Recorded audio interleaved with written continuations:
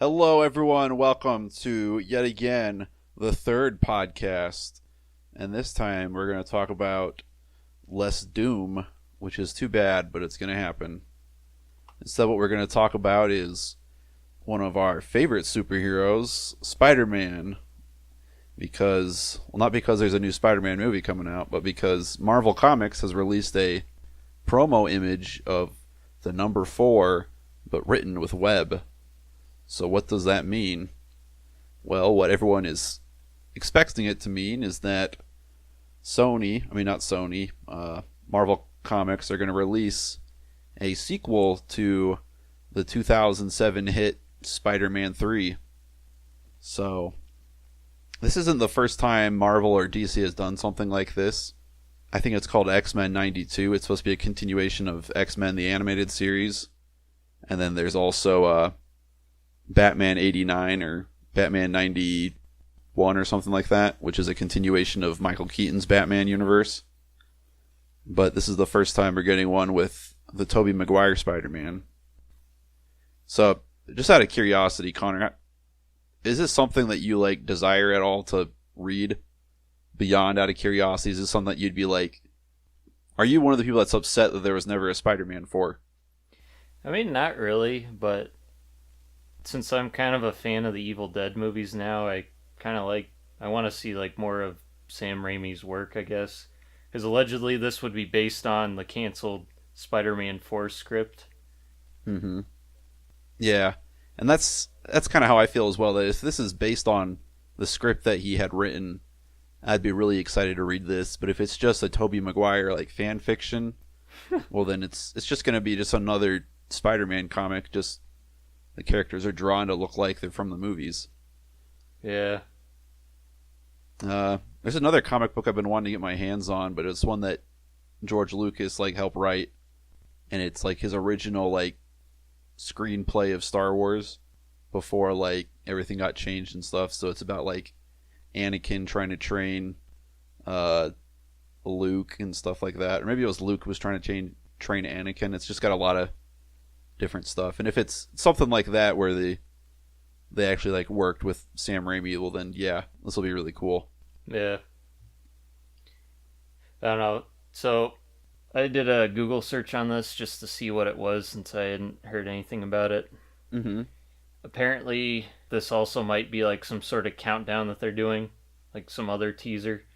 Oh, that's a good point. They could release a 3 next week or something. Yeah.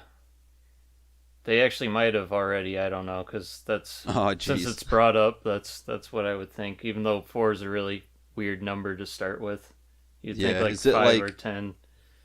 Is it 4 weeks away until the new Spider-Man movie or something? I don't know. Yeah. Yeah. Other news. This week Netflix saw the debut release of Neon Genesis Evangelion, or yeah, that's how you say it, I think. Which is supposed to be one of the best animes made, or at least the best mecha anime.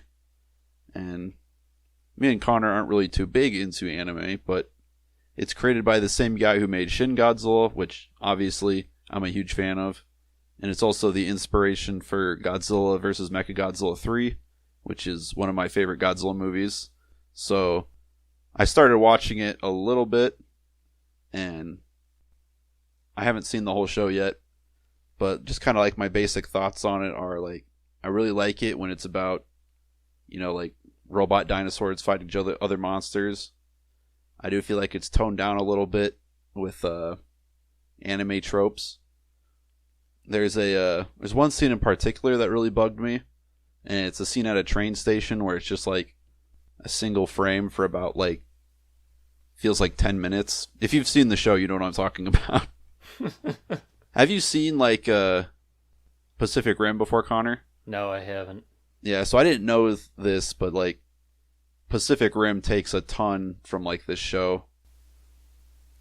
I was surprised watching this, just being able to see how much influence it's had on other movies and stuff that I like. So I've heard that the show gets really weird and has a really dark ending, which I mean the show's already pretty dark, which is pretty cool. because like one of the plot lines is that if you're piloting one of like the robot suits, it like slowly drives you insane.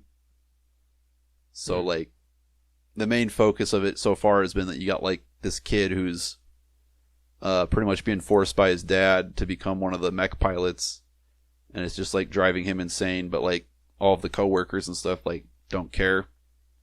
I don't know. It's kind of cool. It's kind of dark. I like it. I'll see if the show gets better as it goes on or if it gets worse. But has Netflix said how long they're gonna keep it on there? Because I know with Netflix you can never be too sure. Like I don't know. They only have one season on, which I think the show only consists of one season. I think there's a bunch of spin-offs afterwards, but okay. I think there's like one like main original series. I imagine it'll stay on for a while though. All right. This is also like I think this is the first time it's been like easily available to like Western audiences. Before you had to get it on like DVD or what's it called, like VHS or something like that. Okay, so it's not on Hulu or like Crunchyroll. I don't think so. Okay. Weird, because that that is a pretty like widely known one. I'm surprised that it isn't easier to watch it. Mm-hmm. Like that this would be the first like streaming option anyone would have. Yeah, I mean I could be totally wrong. I doubt anyone in the comments will know though. So if there even are any comments this week. Yeah. All right, let's segue into our next topic, which is sort of on the Commander Keen reboot, but not really.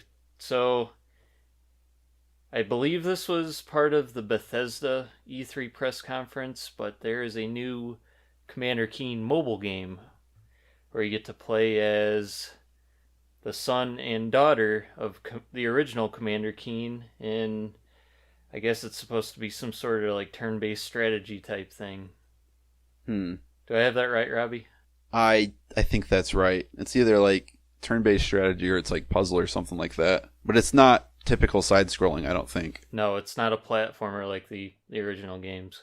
Yeah. So, for those of you, well, for the people who haven't played Doom 2, Commander Keen was, I think, the first like series that John Carmack, John Romero, and Adrian Carmack all worked on when they were at Soft Disk, and after it had some success, they decided to do video game development full-time, and they started id Software. So it's kind of, I feel like it has like a bit of a cult following, but it's like most well known because it was the game that kind of united those three legendary game developers. Yep. Have you played any of the Commander Keen games or anything? No, so I don't think I have either. yeah, I'm not too terribly big into platforming games. Granted, I like Castlevania, so I mean, I'd be willing to try it. Yeah. Just to see how it's like. I imagine all of them are on like Good Old Games or Steam for dirt cheap. I can check. Yeah. If they're not on Good Old Games, I'd be really surprised. Steam is, I don't know, maybe.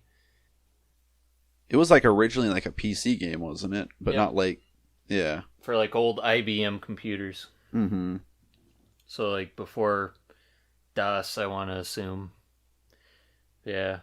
Apparently there was some sort of like programming technique that John Carmack used.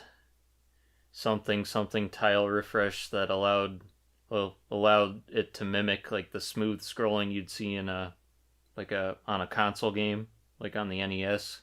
Oh, that's really cool. Yeah, if you notice with a lot of those older games, it'll either be on a single screen or it'll do a thing where if you get to the edge of it, it'll just stops and it moves over. Yeah, it moves over. Which, I don't know, it's kind of funky, but that's how it was. Yeah, here's Commander Keen on Steam, $5. For one of them or for all of them? For all of them. Oh, nice. Might have to get that during the Steam summer sale. Yeah, you'll get it for all of like 10 cents. Mm-hmm. Yeah. Does it say if it runs through like DOSBox or anything like that? Let me check. Not seeing anything. Okay. Yeah. So that's a big win for me. Mm-hmm. Yeah, I don't know. Right. Looks colorful. Yeah. So the real reason why we bring this up is because Game Informer did a sort of interview-ish thing with John Romero and two other guys whose names escape me at the moment, pretty much asking him about it. Yeah, I thought that was really cool how they did that, just because it was interesting hearing like them talk about it, because I mean they're so out of like the development of like the Doom games and stuff. And they're just kind of like, they're just like, I don't know, they're just like parents like watching like their kids grow up, I feel like. Yeah. But the funny thing is with John Romero, it's like, I know he was probably trying to be professional at all, but just like the way he was talking about it, like it's like you could feel a bit of disappointment in him, like in his voice. It's like he was like, "Oh yeah, like I wouldn't imagine the gameplay being like this, not being like a platformer." Mm-hmm. You know. So yeah, I suppose it's like, that's true. yeah, I was like reading the comments, and it's like the people are noticing that, and it's like, you know what? Yeah, if I had like a first game or something, and then I came back to it, like, or I saw someone else making it And it 20 was a years, mobile game? yeah, and it was a mobile game, let alone something completely different from what it started out to be, and I'd just be like, Come on, guys. yeah, pretty much. Yeah, I kind of wonder how Adrian Carmack would have like reacted to it, seeing how he freaking loved working on Commander Keen. Mm-hmm. Did you see the dope fish returned? Yeah. I was like, hey, I know that guy. It's the fish from Quake. Yeah. Quake 1 and 2. All right. Yeah. But yeah, then Romero also went on to like, praise the new Wolfenstein games and the new Doom. Ones that are actually like pretty similar to what the old school ones were.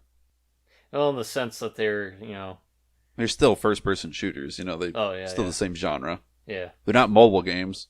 Yeah. Yeah, and then he did some comments on like Doom Eternal. He's like, "Oh yeah, I never thought there'd be that much story in it." Which, Neither did we. well, yeah. So that's saying something. Mm-hmm. Okay. So crap. Hello, everyone. Rob and I would like you to know that we are trying something new this week, and we will be splitting our podcast into 2 separate videos. So you don't have to sit through a full 30 minutes and change of us rambling and our usual crap. I know I wouldn't.